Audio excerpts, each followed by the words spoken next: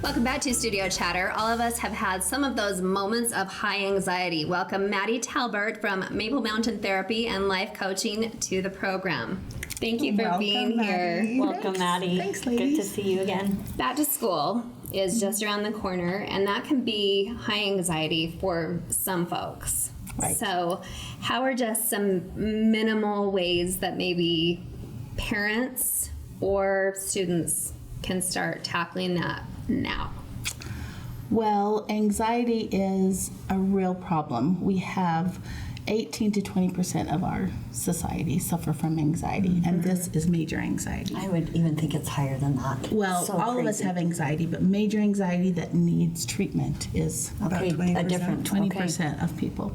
So one of the things that we're taught that's terrible is to hide our feelings, to stuff them. You'll be okay. Just get over it.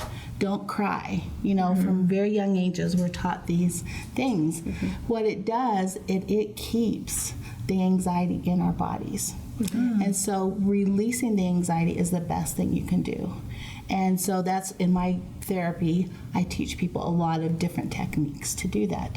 But as a parent, I think validating someone's feelings is the best thing we can do. Instead of saying, oh, you'll get over it, or don't worry, to say, tell me more about that, and be interested and validate. I bet that's really frustrating for you, or I bet you're really nervous about that. Because I think a lot of us, by the time we actually vocalize it, there's probably a lot more going on in there than we even realize, or that as a parent we realize. Talking about it is the best thing, and it needs to come out of there, and you can deal with it if it's out. But if we stuff it, that's when then we start getting muscle tension, headaches. We start getting the physical parts of anxiety. And restlessness, we can't sleep, we worry, all the different things that happen in our minds, the racing thoughts. So releasing that is one of the best things we can do. And so that's, as a therapist, we teach people how to release that. So could you share with us just a couple of ways that you do that? Without a lot of Yes, I know we don't have a lot of time today, but maybe a few simple. Well, let me just tell you, in school, in graduate school and some academies that I've gone to, we actually had to learn about how the brain works. And so psychology and science have really come together. Recently, in the last 10 or 20 years, it's been great. But our frontal lobe, the part of our brain in the front, has our problem-solving skills, has our emotional control. Those kind of places, that's where it's found. Well, when we're in a fear state or anxiety state, the blood rushes from the frontal lobe to the middle of the brain. You're kidding. That's Wow, where of fight, well, that's where fight, flight, or freeze is in the middle brain. So it's a great coping mechanism. If a bear is running after you, you want to be able to run fast. Right. You want to be able to fight in certain situations, or you want to be able to freeze. So it's a great, but what happens is these things are internal anxiety. There's really not something out external going on. Right. So these things but the brain still does that. So when the blood rushes to that middle brain to give us those coping mechanisms, we lose the ability to problem solve and have emotional control. One of the best things to get the blood rushing back I'm like, yes. is breathing. Really? Deep breathing. And all of us, We're all breathing, yes. but we don't breathe properly. Almost all of us, we breathe real shallowly at the very top of our lungs. That shallow breathing. And when you're in an anxiety state, there's a lot of shallow breathing. So teaching someone how to breathe deep and using their whole lung and how to do that and release it. It should be about 10 seconds to fill up your lungs and 8 seconds to release it. Wow, that's a long time. People And then don't maybe your take the thoughts time. go towards the breathing too. Yeah, well, it gets the blood flow back, and then you can actually deal with things. So I think all therapists teach some deep breathing techniques to everyone, because that's something we all need. And then there's a lot of other coping mechanisms that we teach, and everyone's different. I always ask the client, what works for you? And they're all different. And I have them to keep on doing what's working, taking a hot bath or talking to a friend or exercising. Sometimes people say they need to get off sugar. When they're off sugar, they can think clear. There's so many different things, natural things that happen, and then we teach the coping skills. And we've heard you teach a couple of those techniques, I guess, to people that we know and love. So one of the things that piqued my interest, you and I have a mutual contact who used this in a recent competition, and it was tapping. So how does that divert, I guess, from one place to another? What is it and how does it work? Yeah. Okay, one of the things I want to teach you today, you need to feel to heal. Okay. I want to heal. You need to feel. Instead of stuffing it and trying to ignore it, you need to actually feel it. So tapping is also called Emotional Freedom Technique. It's EFT. And it's very popular all across the world.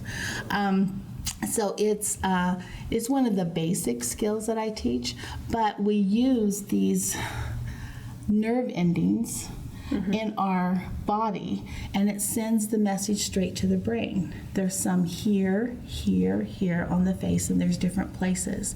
The person actually tells me in therapy how they're feeling. I'm feeling abandoned, I'm feeling overwhelmed, I'm feeling scared, whatever it is. And we actually go through those places and tap on them and just be honest with how they're feeling. That's the first few rounds.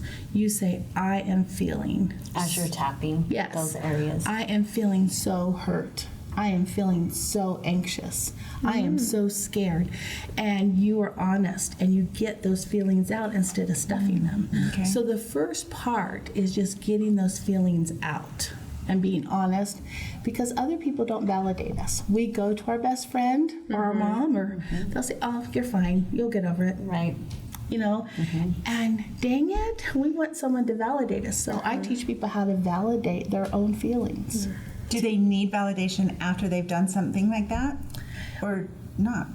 Yes. You still need outside validation, like if you do the tapping and say, No, you can give it to yourself. okay, That's and then what you're, this whole technique's okay, so about. then you don't need to look elsewhere for it. Right. Okay. So touching those nerve areas then releases that in the brain, or connects it, I guess, more, that what you're saying is like Yes. let it stick or something. Then after you get all of that out and you actually feel it, the blood that rushes back to the frontal lobe, then the feelings come of how to solve this or what I can do. A lady that I just saw in therapy the other day has a dental appointment coming up, and she has to get a really huge dental procedure. You dental. I know. We're so And you mean. know, anxiety for dentists, Yes. you know. It is And real. Sign or anything. Yes. Yeah, okay. So she was so anxious, and not only about the procedure and the pain and the healing, because she has to have posts put in or something, Implants. but the cost of that. Oh. So there was a lot of anxiety. So I had her just tell me, and we tapped on these different points about how she was feeling. And at the beginning, I said, "Where's your anxiety on a scale of 0 to 10?" And hers was a 7. So she wasn't at a 10, but she was at a 7. We tapped for 5 minutes. And I said, "Where are you now?" She said, a 0. Wow. She went from a 7 to a 0 in needed 5 to minutes. Vocalize and then have the validation. It I know makes several sense. people that have done tapping, and it seems like once you learn the dynamics of it, it's a simple option Right. to deal with anxiety. And the and fear. breathing Yeah. technique too. Well, what's nice about it, you can do it in the privacy of your own Right. home. Right. You do it in your own bedroom.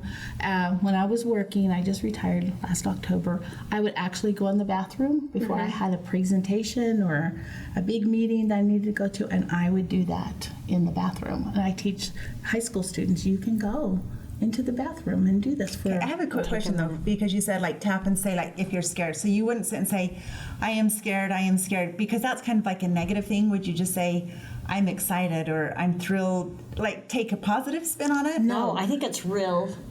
you. Oh, I okay. am scared of going on TV. So don't pick or yourself whatever. out like, Oh. I'm really You excited validate to do it. this. You validate. Validate what you're really feeling. Okay, that would be hard. And Right. Right. women who We are feeling abandoned, say, I feel abandoned. Okay. I am so hurt by this person. I am so scared. I'm so depressed. I'm so afraid of what's going to come up. Okay. Then after those feelings come out, your body can actually think. And like this woman, after we went through the validation, she said, I've been here before. I've gone to the dentist. I've always been successful. But her logic thinking really wasn't able to process that. Not until she got rid of those negative feelings first. This is going to be so helpful. I just feel like we Yes, just got no, we have, and we're going to have you back because we knew this was going to happen. You're so wise and knowledgeable. The best way to get a hold of you. My number is 435-225-0813, and I just have a private practice now. Oh, so right here in Spanish Fork? Yes. How convenient. Right out of my home. I have a So private easy. part right in the back of my home. So. love it. Thanks, Maddy, for Perfect. joining us. Yep. Fantastic. Thank you. Thank you so But much. validate people's feelings. Okay. Okay, Got it. got it. Coming up next on Studio Chatter is technology getting in the way of your relationships. Stay with us.